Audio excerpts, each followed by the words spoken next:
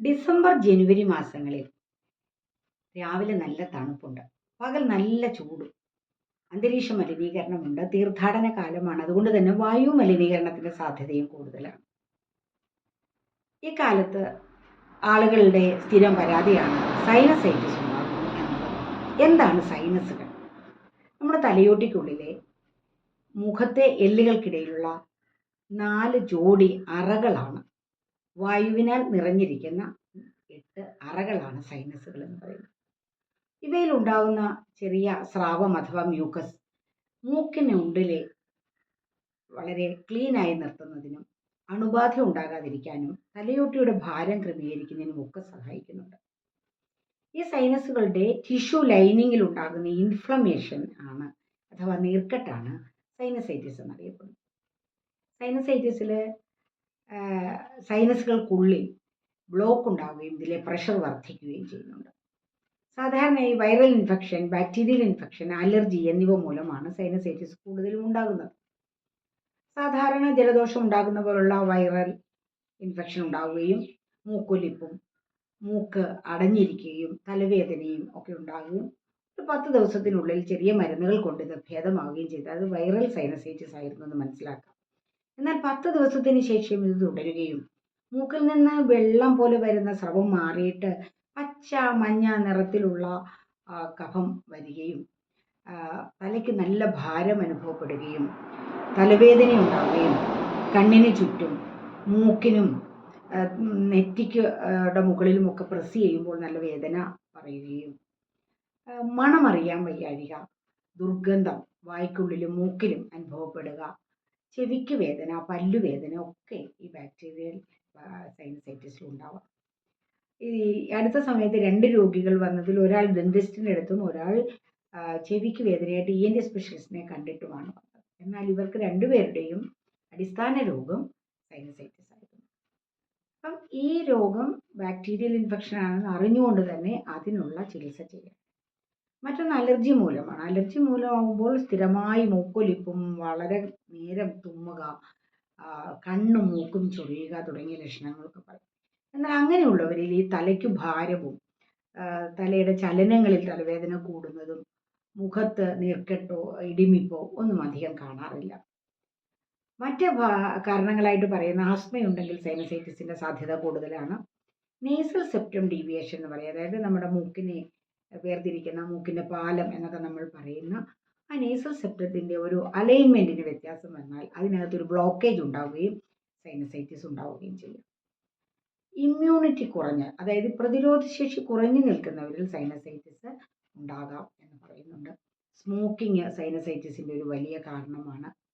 മറ്റൊന്ന് അടിക്കടി ഉണ്ടാകുന്ന മൂക്കടപ്പ് മൂലം ഈ നമ്മുടെ മൂക്കിനുള്ളിലെ നേർത്ത സ്ഥലങ്ങൾ ഉരുണ്ടുകൂടി മൂക്കിൽ ദശ വളരുക എന്നൊക്കെ നമ്മൾ പറയുന്നത് നേസൽ പോളിപ്പ് ഉണ്ടെങ്കിലും സൈനസൈറ്റിസിന് സാധ്യത ഏറുകയാണ്. പ്രതിശായം എന്നാണ് ആയുർവേദത്തിൽ ഈ സൈനസൈറ്റിസിന് പറയുന്നത്.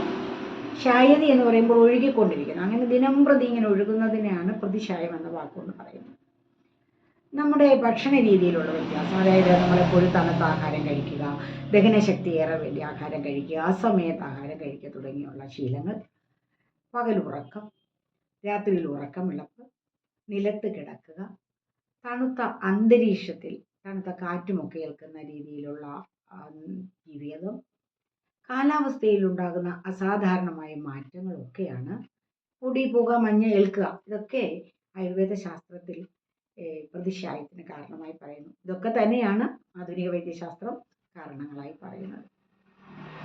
സൈനസൈറ്റിസിനെ അക്യൂട്ട് സൈനസൈറ്റിസ് എന്നും ക്രോണിക് സൈനസൈറ്റിസ് എന്നും വേർതിരിച്ചിട്ടുണ്ട്. അതായത് ഈ 10 ദിവസം കൊണ്ടൊക്കെ ചെറിയ മരുന്നിൽ മാറുന്നതിനെ അക്യൂട്ട് സൈനസൈറ്റിസ് എന്നും, 1 വർഷം തന്നെ 5ഉം 6ഉം തവണയൊക്കെ വരുന്ന സൈനസൈറ്റിസ് വരികയാണെങ്കിൽ ക്രോണിക് സൈനസൈറ്റിസ് എന്ന് പറയും. അതുപോലെ തന്നെ ആയുർവേദ ശാസ്ത്രത്തിലും പ്രതിശായം എന്ന സാധാരണ രീതിയിലും ഇതിങ്ങനെ തുടർന്ന് നിൽക്കുകയാണെങ്കിലും ഈ ലക്ഷണങ്ങൾ എപ്പോഴും ഉണ്ടായിരിക്കുന്നതിന് ദുഷ്ടപ്രതിശായം അഥവാ ദുഷ്ടപീനസം എന്നൊക്കെ പറയും. ഈ ഓരോ രോഗിയിലും കാണുന്ന ലക്ഷണങ്ങൾ വളരെ വ്യത്യസ്തമായിരിക്കും.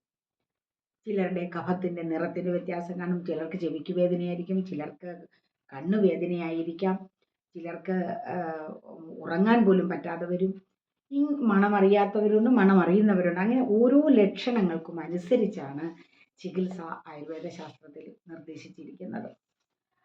അതിൽ പിന്നെ അത് പലരും എന്നോട് എണ്ണ തേച്ചാലോ എന്ന് ചോദിക്കാറുണ്ട്. ഡോക്ടർ സൈനസൈറ്റിസിന് എണ്ണയുണ്ടോ? എണ്ണയുണ്ട്. പക്ഷെ അതും ഓരോരുത്തർക്കും വ്യത്യസ്തമായ എണ്ണകളാണ് കൊടുക്കുന്നത്. പലരും പല വ്യാജൻ്റെ അടുത്തും വീടുകളിൽ കാച്ചുന്നതും എന്നൊക്കെ പറഞ്ഞ് എണ്ണ തേച്ച് കുറേ നാൾ കഴിഞ്ഞിട്ട് രോഗം മാറാതെ വരാറുണ്ട്. നസ്യം ചെയ്യണ്ടേ എന്ന് പലരും ചോദിക്കാറ്. വേണം, നസ്യം വേണം. പക്ഷെ അത് ആദ്യ അവസ്ഥയിലല്ല. നമുക്ക് നീർക്കെട്ടോടുകൂടി ഇരിക്കുക, പനി ഉണ്ടായിരിക്കുക, പിന്നെ കഫമല്ലാതെ ഉറച്ചു നിൽക്കുക, ഇങ്ങനെയുള്ള അവസ്ഥയിൽ അകത്തേക്ക് മരുന്നുകൾ, കഷായങ്ങളും പൊടിയും ലേഹ്യവും ഒക്കെ കൊടുത്ത് അതിനെ ഒരു പക്വമായ അവസ്ഥയിൽ എത്തിക്കുക എന്ന് പറയും. അതിനുശേഷം മാത്രമാണ് പഞ്ചകർമ്മ ചികിത്സയായ അത് ശിരസിൻ്റെ ശുദ്ധീകരണ ചികിത്സ എന്നറിയപ്പെടുന്ന നസ്യം ചെയ്യുന്നത്. ആ നസ്യം തന്നെ പല മരുന്നുകൾ കൊണ്ടാണ് പലരിൽ ചെയ്യുന്നത്.